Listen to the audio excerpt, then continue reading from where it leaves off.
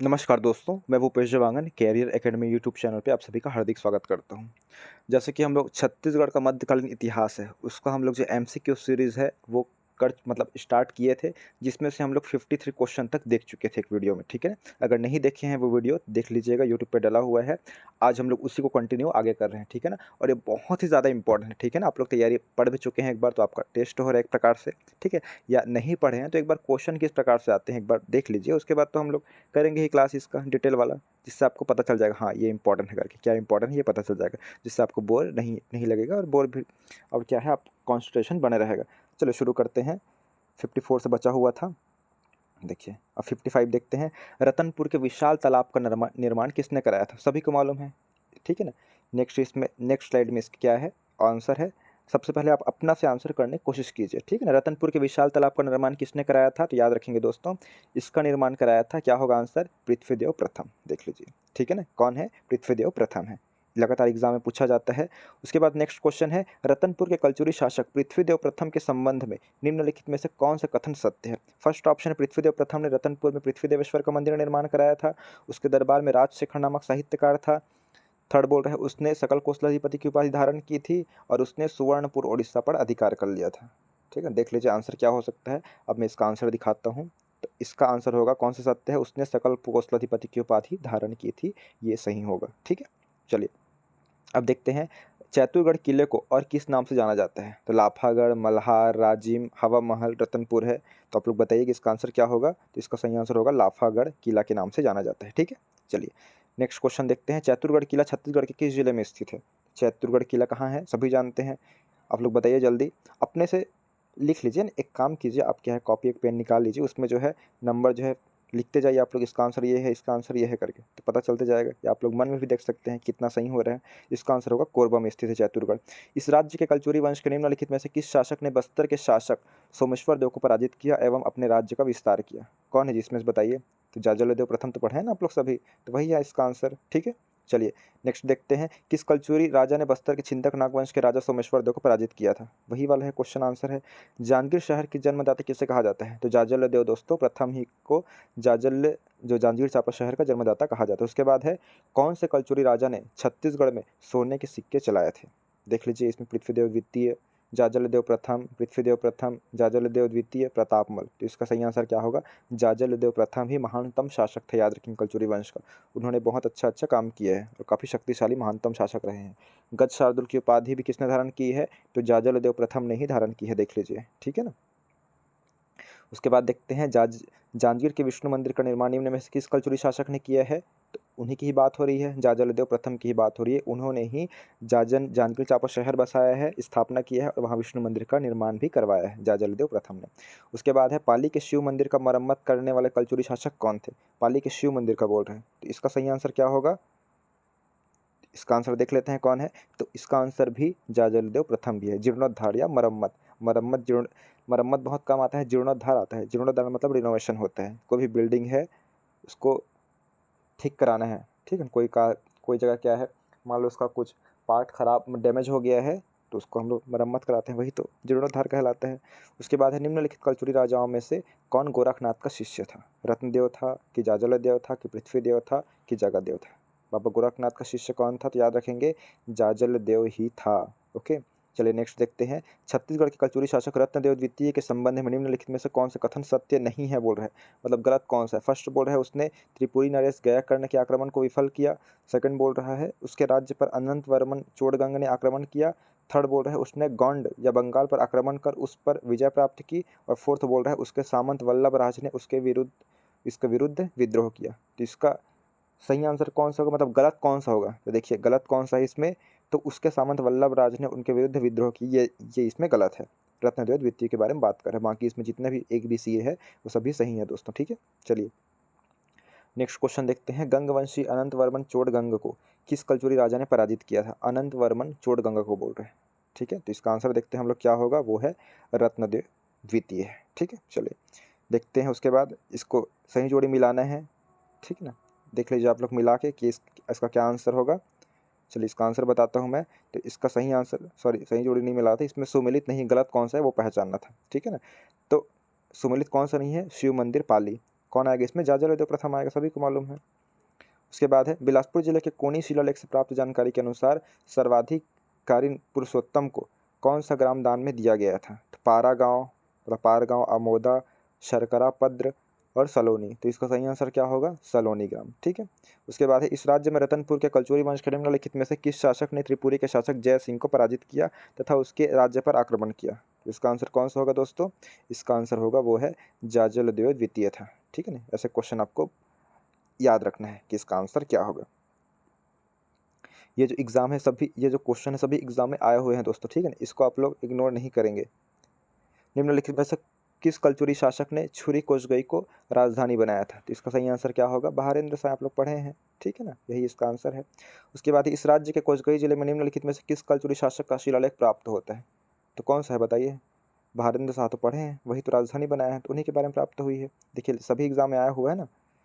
रतनपुर के किस शासक का उल्लेख देवारों के गोपल्ला गीत में प्राप्त होता है? गोपल्ला गीत में तो कौन सा है जी बताइए?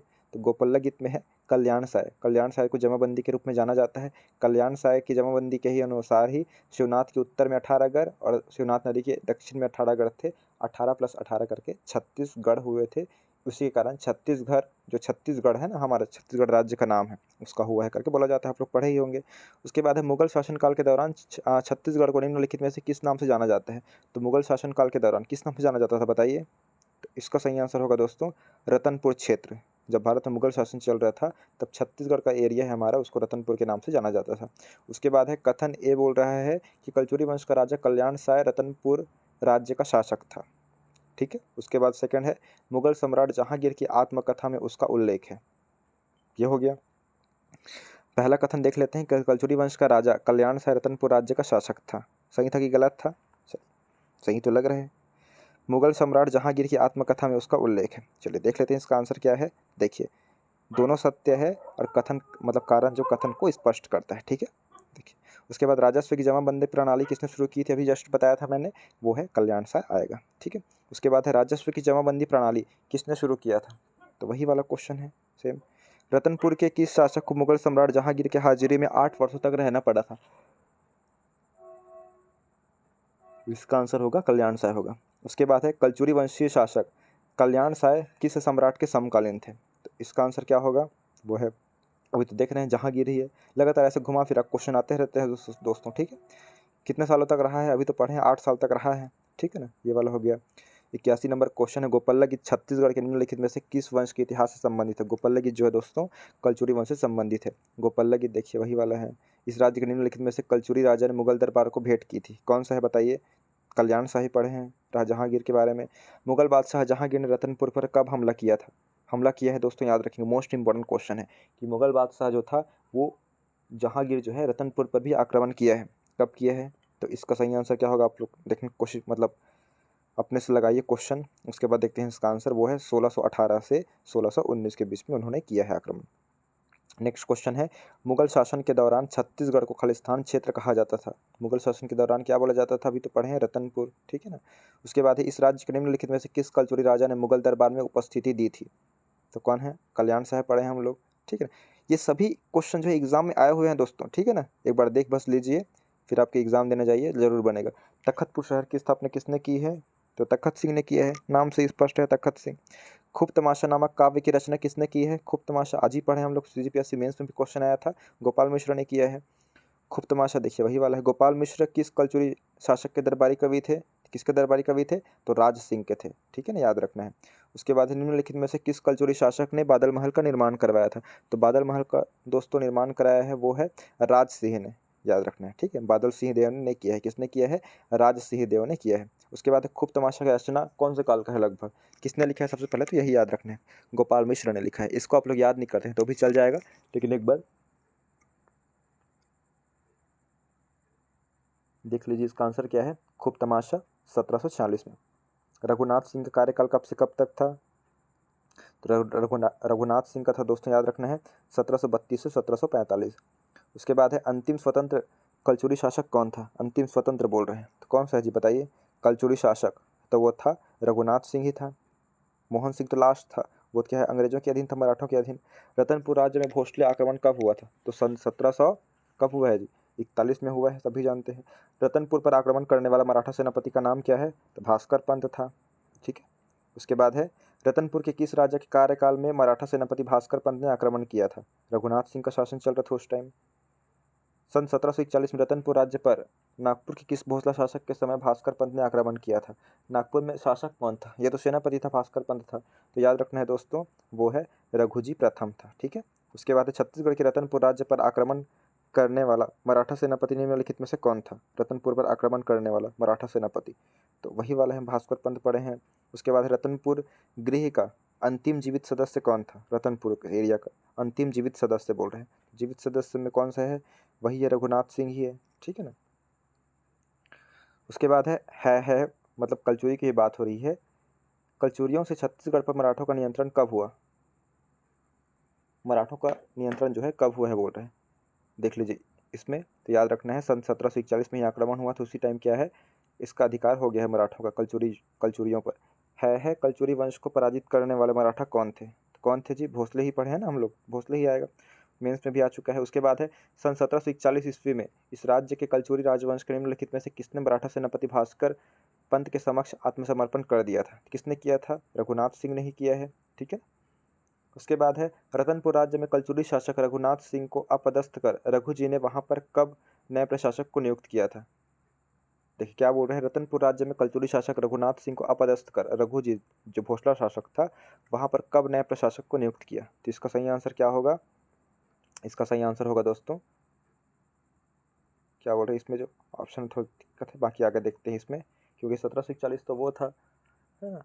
तो मेन याद रखना 1741 में वो था, उसके बाद तो मराठा लोग शासन किए हैं, मराठा और अंग्रेज लोग का चल रहा था। ठीक है, उसके बाद है ये वही वाला क्वेश्चन है, महमूद खिलजी ने रतनपुर पर कब हमला किया था? महमूद खिलजी ने, तो याद रखना है 1400 से 1441 में। ठीक है, उसके बाद इसको मिलाना है, सही जोड़ी के रूप में है ये, मिलाना है इसको। क्या होगा, कमल राज को किससे मिलाएंगे आप लोग, जाजालादेव प्रथम किससे मिलाएंगे, जाजालादेव द्वितीय को किससे मिलाएंगे, रत्नदेव द्वितीय को किससे मिलाएंगे, आप लोग देख लीजिए। मैं इधर आंसर डायरेक्ट बता रहा हूँ, ठीक है, क्योंकि बहुत सारे क्वेश्चन हैं, अगर इसमें मैं समझाऊंगा तो बहुत टाइम लग जाएगा।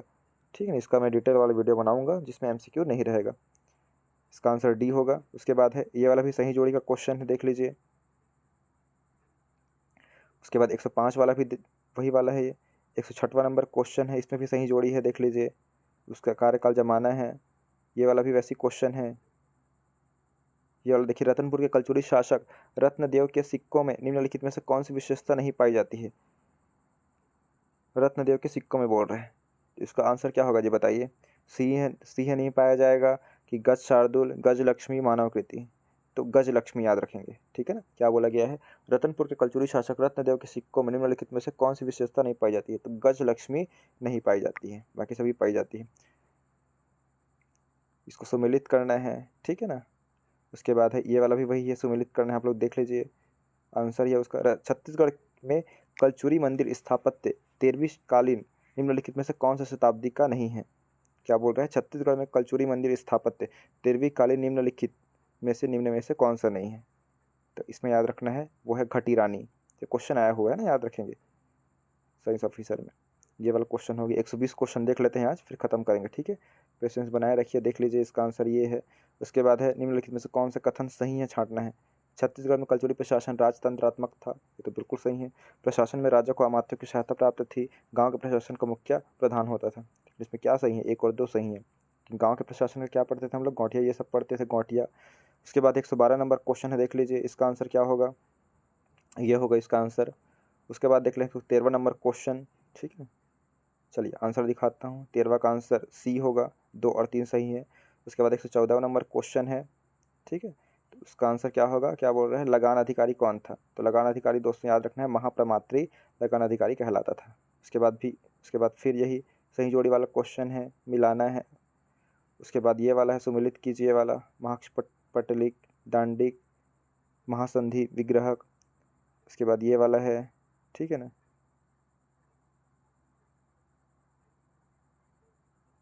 देखिए दोस्तों, क्रम थोड़ा सा गड़बड़ा गया है, ठीक है ना। 13 के बाद इधर 14 है, फिर 10 स्टार्ट होता है इधर, ठीक है। इसको देख लीजिए एक बार, उसके बाद ख़त्म करेंगे।